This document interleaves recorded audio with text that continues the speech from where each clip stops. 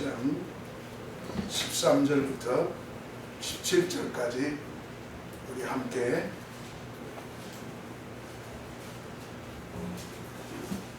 같이 한 목소리로 읽겠습니다. 제 성경은 392쪽입니다. 392쪽 요한 1서 5장 13절로 17절입니다. 자, 우리 똑같이 한 목소리로 같이 함께 읽겠습니다. 시작. 내가 하나님의 아들의 이름을 믿는 너희에게 이것을 쓰는 것은 너희로 하여금 너희에게 영생이 있음을 알게 하려 함이라. 그를 향하여 우리가 가진 바 담대함이 이것이니 그의 뜻대로 무엇을 구하면 들으심이라. 우리가 무엇이든지 구하는 바를 들으신 줄을 안즉 우리가 그에게 구한 그것을 얻을 줄을 또한 아느니라.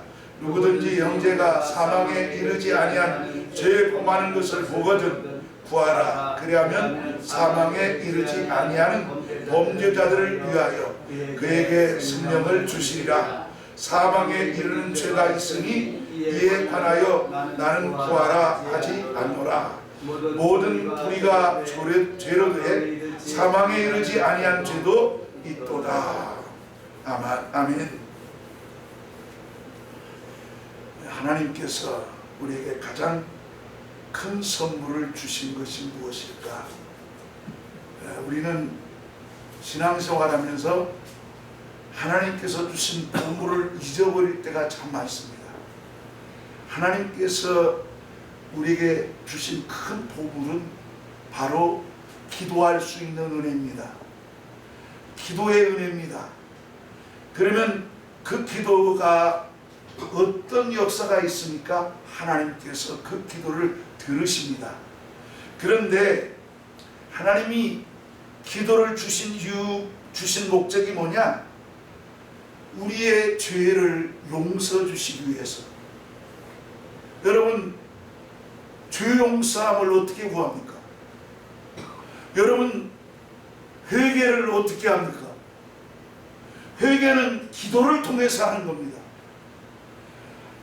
기도가 첫째 목적이 뭐냐? 우리가 필요한 것을 구하고 이런 것들을 먼저 생각하지만 먼저 하나님께서 기억해 하던 것은 요한복음 9장 31절에 죄를 짓는 자는 하나님께서 죄인의 기도는 듣지 아니하신다. 죄인의 기도는 수백 번 기도해도 하나님은 듣지 않는다. 이 말에 우리는 정말 한번 깊이 생각해야 됩니다. 다시 말하면 죄인의 기도는 하나님께서 듣지 않기 때문에 우리가 회개를 통해서 기도해야 됩니다. 회개를 통해서 우리가 항상 우리를 성결하게 하고 우리를 정결케 하고 예수를 영접해서 우리 믿음이 하나님을 향할 수 있도록 그렇게 해야 되는 것입니다. 하나님은 죄악을 회개하고 용서받도록 은혜를 주시는 분이십니다. 하나님은 공의로우신 분이에요. 하나님 공의가 뭡니까? 하나님의 공의가 바로 예수 그리스도십니다. 공의는 하나님 자신을 인간에게 보이시되 독생자 예수 그리스도를 통해서 세상에 보이시고 예수 그리스도를 통해서 자신을 보여준 겁니다. 하나님을 만나고 하나님을 볼 수 있는 유일한 길은 예수를 통하지 않고서는 만날 수가 없어요. 예수를 통하지 않고서는 우리 죄사함도 용서받을 수가 없습니다. 예수께서 십자가에 달리기까지 예수가 하나님의 아들이라는 사실을 당시에 안 사람은 누구입니까? 예수님이 하나님의 아들이다. 이걸 예수님이 살아있을 때 안 사람들은 하나님이고, 두 번째는 당시 예수 자신이고, 세 번째는 예수를 낳으신 모친 마리아고, 그리고 요단 강가에서 세례를 베푸신 세례요한, 이 네 사람이 이분은 하나님의 아들이다. 이걸 아는 사람은 바로 이 네 사람입니다. 그런데 예수님이 하나님의 아들이라 이 말을 사람들 입에서 오르내리기 시작한 지가 언제인가를 여러분 한번 생각해 보셨습니까? 예수님이 골고다 십자가에서 죽으심으로써 바로 빌라도 법정에서 대두되었던 고소 사건 중에 하나가 뭡니까? 이 사람이 하나님의 아들이라고 그랬다. 하나님의 아들은 이란 말은 참남하다. 어찌 사람이 하나님의 아들이 될 수 있냔 말이냐? 그러다 보니까 사람들 입에서 무슨 소리가 나기 시작하느냐? 바로 예수는 하나님의 아들이다. 이 말이 사람들 입에 오르내리게 되었습니다. 자, 그러나 예수님의 그 하나님의 아들의 모습은 불신자들이 보기에는 어떠했습니까? 초라했어요. 골고다에서 아무 비명도, 어떤 반발도, 어떤 것에 대해서 이야기하지 아니하고 침묵하시고 묵묵히 십자가를 지고 그 골고다까지 가셔서 못 박히신 이러한 모습을 볼 때 유대인들과 이스라엘 사람들 마음 가운데는, 불신자들 마음 가운데는 야, 하나님 아들이 저게 뭐야 하면서 하나님을 실망하고 하나님의 아들 예수에 대해서 정말 실망할 수밖에 없는 그런 모습이었을 겁니다. 그러나 고린도전서 1장 18절에 십자가의 도가 멸망한 자들에게는 미련한 것이요 구원을 얻는 우리에게는 하나님의 능력이라, 이렇게 고백하고 있습니다. 세상에서 멸망하는 자들에게는 예수님의 죽음의 모습을 보고 실망했을 겁니다. 하지만 우리 예수 믿는, 구원받는 모든 믿는 자들에게는 예수의 모습이 위로가 됩니다. 예수님의 모습이 우리에게 영원한 생명의 길이 되십니다. 하나님께서 보내신 예수 그리스도가 바로 하나님의 공의입니다. 하나님의 아들이신 예수께서 십자가에 달려 죽으신 것은 무엇을 의미합니까? 죄악은 나는 절대로 묵과하지 않는다. 나는 절대 죄에 대해서 내가 묵인하지 않는다. 이것이 십자가를 통해서 보여준 것입니다. 죄와 하나님과 죄는 영원한 원수라는 사실을 기억해야 합니다. 하나님의 뜻은 어떠한 죄악도 용서하지 않습니다. 하나님은 또한 어떠한 죄인도 용서하신 분이 우리 예수님이시고 하나님이십니다. 그렇기 때문에 십자가에서 하나님이 인간에게 뭘 보여주었습니까? 자, 하나님의 뜻은 어떠한 죄도 용서하지만 또한 어떠한 죄인도 예수 믿는 사람들에게는 영생하고 천국 갈 수 있는 길이 있다. 이것을 보여준 것이 예수님께서 보여준 십자가입니다. 십자가의 사랑입니다. 여러분, 우리는 여기에서 알아야 된다. 우리 본문과 함께 용서받을 수 없는 죄악, 용서받을 수 있는 죄인, 죄인과 죄악, 우리는 이것을 분명히 기억합니다. 하나님은 죄악은 원수처럼 여기시고 미워하지만 죄인은 용서합니다. 어떠한 죄인도 용서받을 수가 있습니다. 문제는 어디에 있습니까? 인간이 하나님을 그리고 예수를 찾지 않습니다. 죄를 용서해 주시는 주님 앞에 이것을 형벌하시는 주님이 계시다는 그 주님 앞에 나오지 않습니다. 주님을 무시하기 때문에 구원이 없는 것이지, 생명이 없는 것이지, 예수만 믿는다면, 예수를 따라간다면 주님은 절대로 그 사람들을, 예수 믿는 사람들을 버리지 않습니다.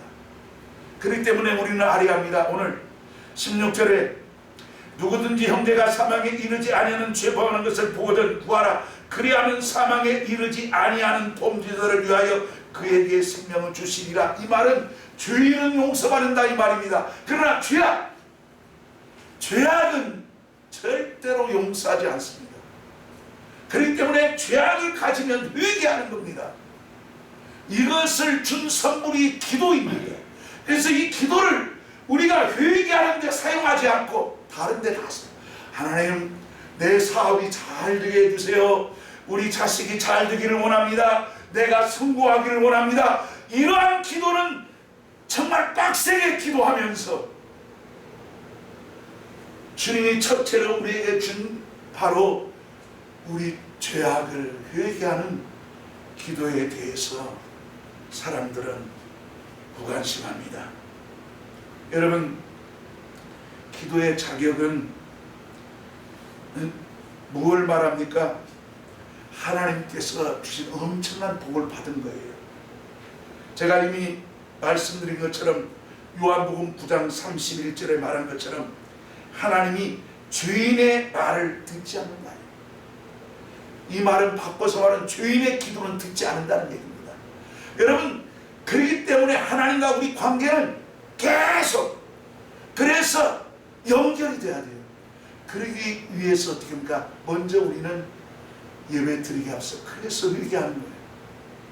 하나님과 우리의 예배가, 우리 기도가, 우리의 봉사가, 우리가 하나님 앞에 일하는 모든 것들이 하나님이 연락하고 하나님이 받으시기를 진정으로 섬하기 위해서 우리는 먼저 자신의 잘못을, 죄악을 고백하고 내가 정말 죄인이었다 할지라도 주님은 우리를 용서하고 성령이 성경이 말한 죄는 바로 뭡니까? 성령 회방죄입니다. 성령 회방죄는 우리 예수 믿는 사람들이 범하는 죄입니다. 그렇기 때문에 이건 말하지 않겠다는 말은 뭐냐? 이미 다 예수님께서 살아계셨을 때 다 말씀한 겁니다. 성령 회방죄는 결단코 용서받지 못한다고 말하고 있습니다.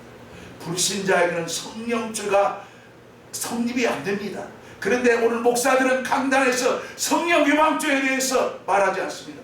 이번 주는 제가 20주년 기념 예배를 만 20주년이면서 21년째 주는 기념 예배입니다. 저는 기념 예배에 무엇을 얘기합니까? 성령 회방죄에 치지 말아요. 예수 믿는 사람들은 성령 회방죄는 지옥 가지는 않는다. 그러나 여러분, 이 땅에서 계속 뭔가 우리가 얻어터지고 어려움을 고난을 당하는 것은 그것을 알아야 됩니다. 내가 성령죄를 범함으로 인해서 고난받는구나. 주님 나라에 가서 어떤 방법이라도 그 성령 회방죄에 대한 그 범한 것에 대해서 심판을 받는다는 것을 알아야 됩니다. 이걸 가르쳐요. 교회는 이것을 증거해야 되는데 정작 죄에 대해서, 회방죄에 대해서 말하지 않아요. 목사가 회개를 안 가르치니 회개할 필요가 없다, 이렇게 생각이 드니 여러분, 무슨 회개할 필요가 있겠습니까? 예수님께서 제자들에게 세상을 행해 나갈 때 뱀처럼 지혜로워라 그랬어요. 뱀처럼 지혜로워라. 뱀을처럼 왜 지혜로워? 오늘 이 12 제자들을 선택하고 그리고 나가서 천국 복음을 전하게 할 때 뱀처럼 지혜롭고 비둘기처럼 순결하라.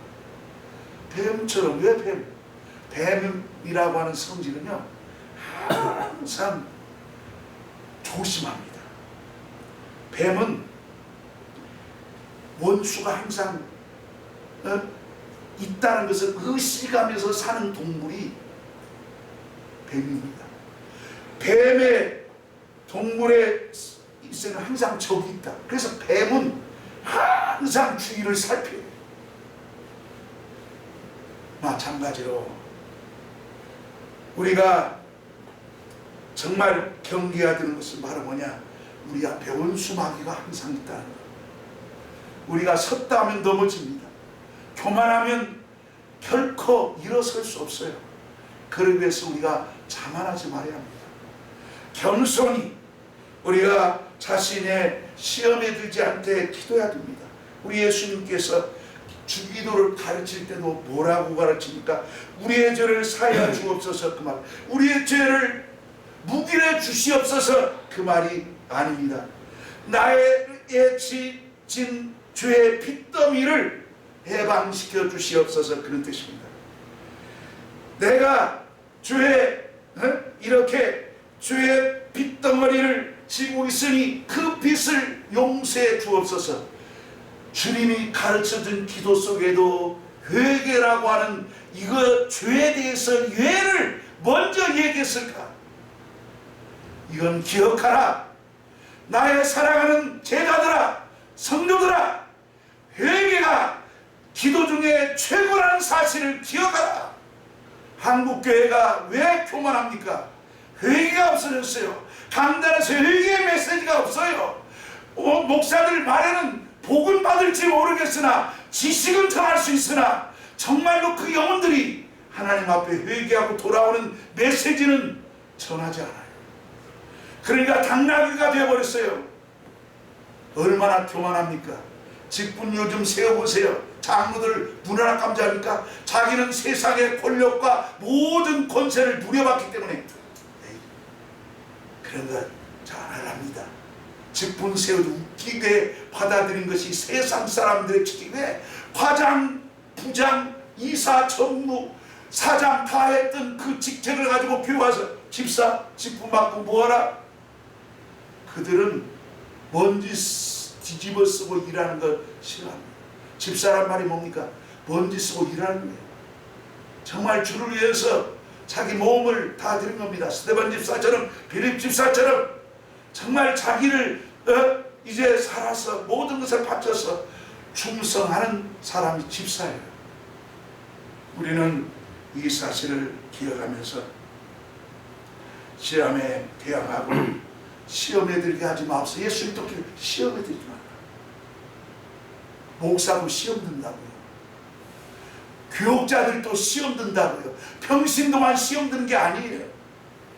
오늘날 목회하면서 방황한 사람들이 얼마나 많은지 모릅니다. 그러나 이제 주님 나를 시험에 들지 않게 해주십시오. 이 말은 시험을 이기게 해달라는 겁니다. 하나님 시험에 들지 마옵소서. 이 말은 뭐냐면 하나님 내가 원수를 시험당하지 않게 해서 내가 기도하는 것처럼 하나님도 나를 시험 들지 않게 도와주시옵소서 그 말이에요. 내가 시험 들지 않게 기도하고 경계하는 것처럼 하나님도 나를 감시하고 지켜주옵소서 그 말입니다. 이 말은 뭐냐? 내가 기도하지 않으면 하나님께서도 나를 보호하지 않는다는 것. 내 영혼을 내가 사랑하지 않으면 하나님께서도 그 영혼을 무시해버린다는 것.